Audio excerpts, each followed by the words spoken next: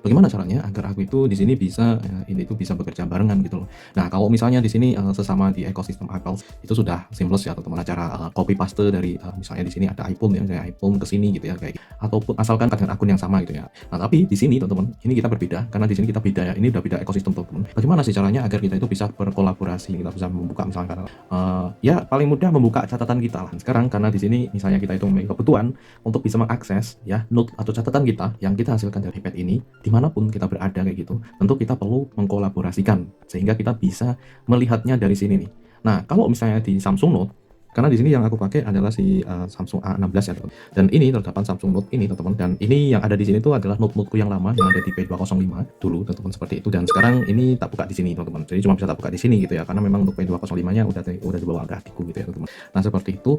Dan lalu bagaimana caranya agar kita itu bisa membuka note yang ada di sini? Tentu kalian perlu browser saja gitu ya. Itu karena memang untuk si iCloud, karena ini kan dia terkoneksi ke iCloud gitu ya. Itu kita bisa akses melalui internet. Nah, berbeda dengan Samsung Note ya. Untuk Samsung Note ini kita perlu aplikasinya. Kalau di Windows, kalian bisa lihat di Windows itu sudah ada Samsung Note juga gitu ya. Entahlah apakah itu ditaruh Samsung Note atau berbagai macam aplikasi-aplikasi Samsung di Microsoft Store ya gitu. Nah, tetapi itu kan sekarang apa yang kita bicarakan ini adalah bagaimana caranya di sini ya, workflow-nya adalah seperti ini. Ketika kita menulis ya dari sini iPad misalnya seperti ini, kan kita udah punya catatan nih, catatan kita kan. Kita mau buka di mana-mana gitu teman-teman. Jadi kita tidak perlu mengeluarkan si iPad ini.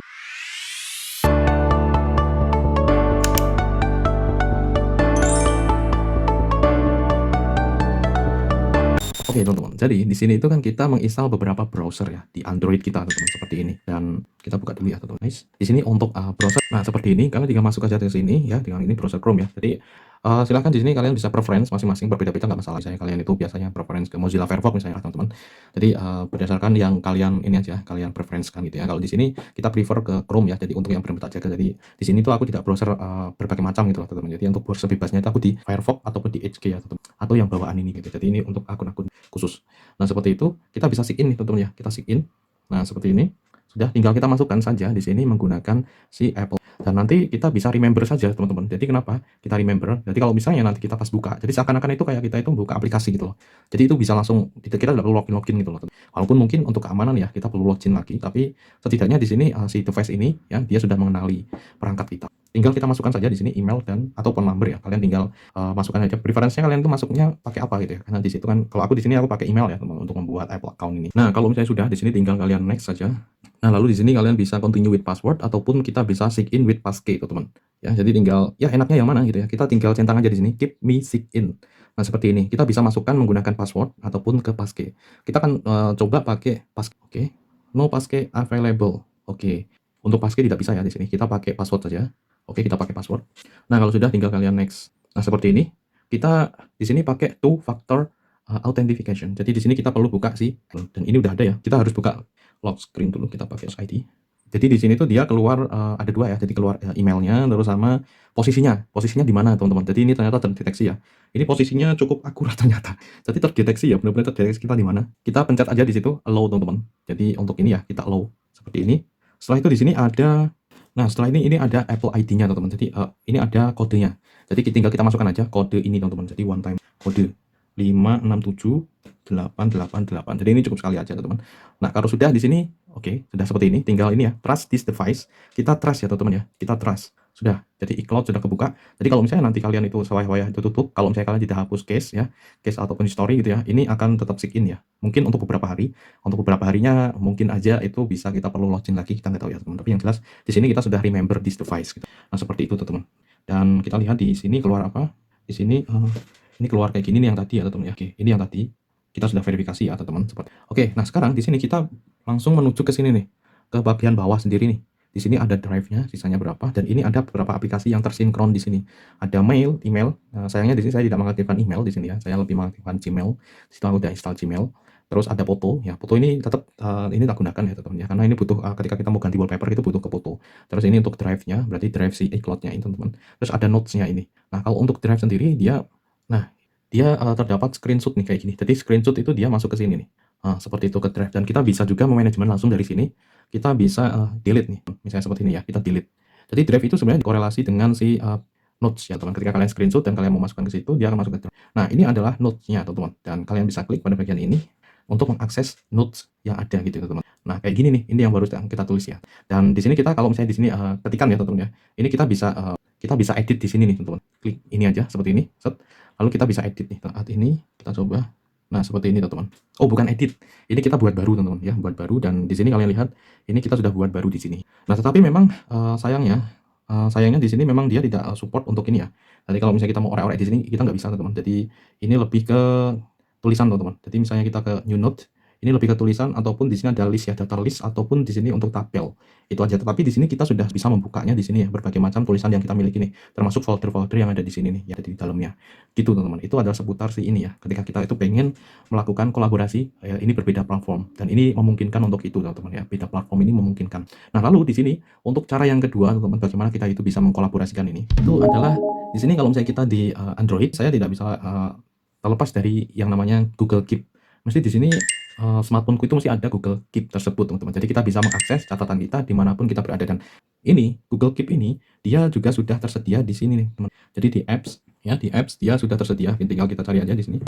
Nah seperti ini kita tinggal update. Asalkan di sini kita masukkan akun Google yang sama teman-teman.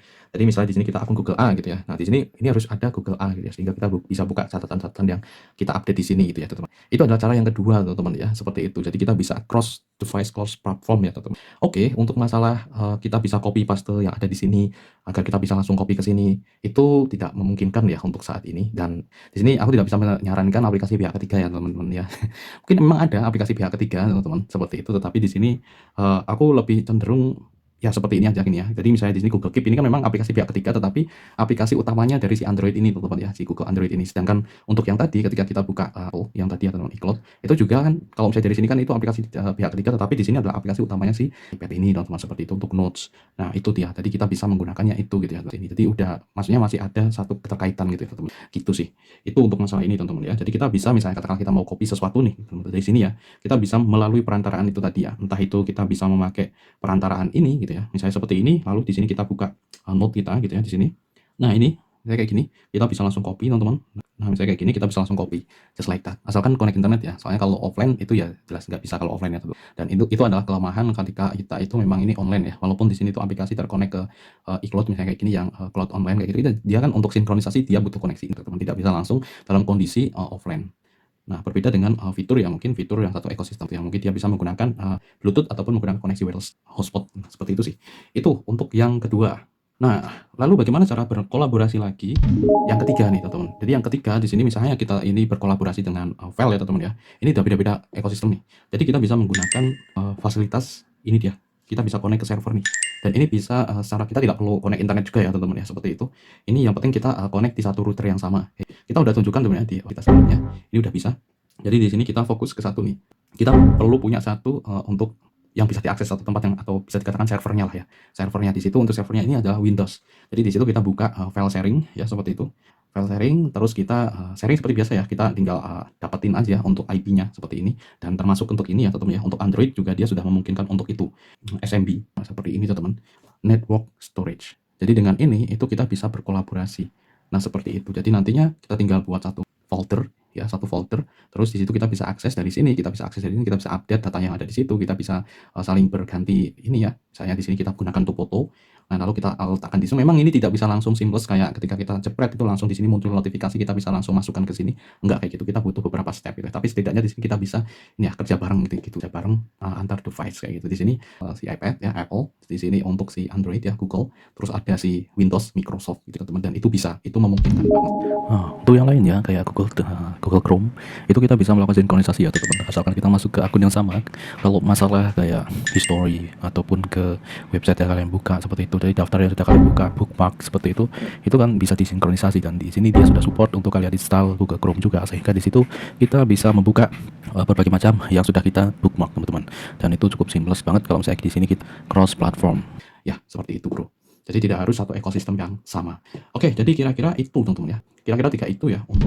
Untuk yang lainnya berkaitan dengan mungkin aplikasi-aplikasi pihak ketiga itu tentu ya kalau misalnya aplikasi itu sudah mendukung online ya, atau itu kita bisa berselancar di internet ya gitu, tentu itu bisa sinkronisasi satu sama lain gitu. Itu yang ketiga itu adalah yang memang ini berkorelasi ya. Dari Google ya Keep itu tadi ya, dari si Apple itu ada Apple Note-nya, terus ada si Windows-nya itu dia juga punya untuk dia tadi ya, untuk jadi lokal.